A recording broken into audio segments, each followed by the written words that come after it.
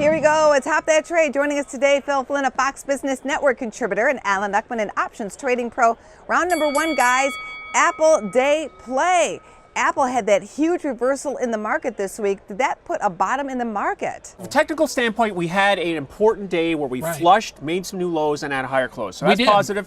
You want to see if we can build on it. Now, Apple is a big component, obviously, has such a large weight in all of our indexes, so you can use that as one way to view the market. And I've got to credit you. You've been an Apple guy for the beginning of since 2007 when the iPhone came out. Since the iPhone came out. But are you ever concerned that the sales in the iPhone are starting to dissipate? Well, obviously the market's concerned. That's why we held this 160 level. 160 is very important. Let's remember they did make $14 billion in profit last quarter, so let's see what the number really tells us. We've baked in the bad news, but from a technical standpoint, if you look at the market overall, it's had 11 times since 1960 where we had 4 consecutive days where the S&P dropped 1.9%.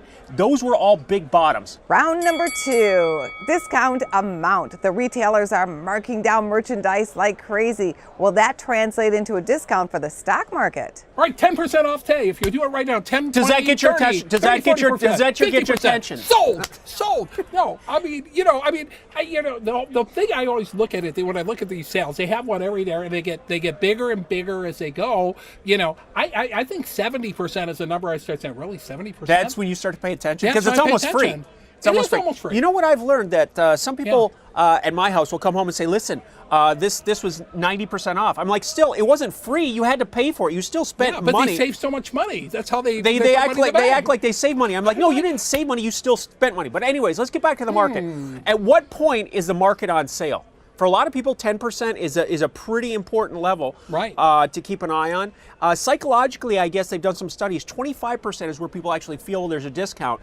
But it doesn't seem like people like to step up. Every time we've sold off 10% in the NASDAQ over the last few years, it has bounced back and made new highs. It has. But, the other problem is when you do get down 25%, that's probably the optimal price to buy, and people don't like to buy there, even though they think it's cheap. I don't think I want to wait for us to be down 25%. Guys are doing great today. Round number 3, the R word.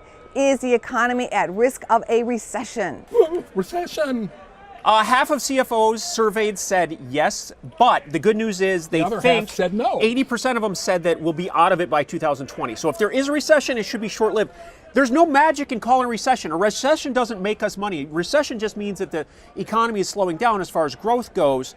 I'd rather have the ability to call the markets and see when the markets are going to turn than be able to call when a recession's coming. Well, and it's kind of interesting. A lot of times recessions come like thieves in the night. You look at all these warning signs and flashing red lights, a recession could be coming.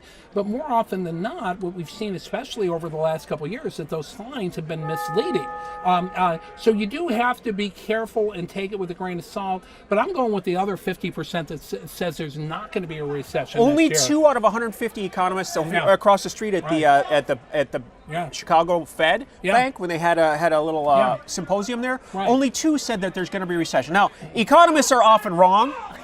Here's your bonus round question for today. Recently, one of our viewers called you guys out for missing the point regarding Tide in a Box. She says it's all about saving the planet, and she loves this new product. So we are going to test your green knowledge.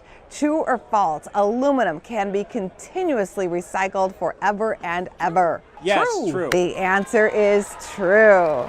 Yes, thank you so much to our viewer out in Idaho. Thanks to you guys. Business First AM will be right back. Check out businessfirstam.com to find out where to see our entire show. And don't forget to like, follow, and share Business First AM.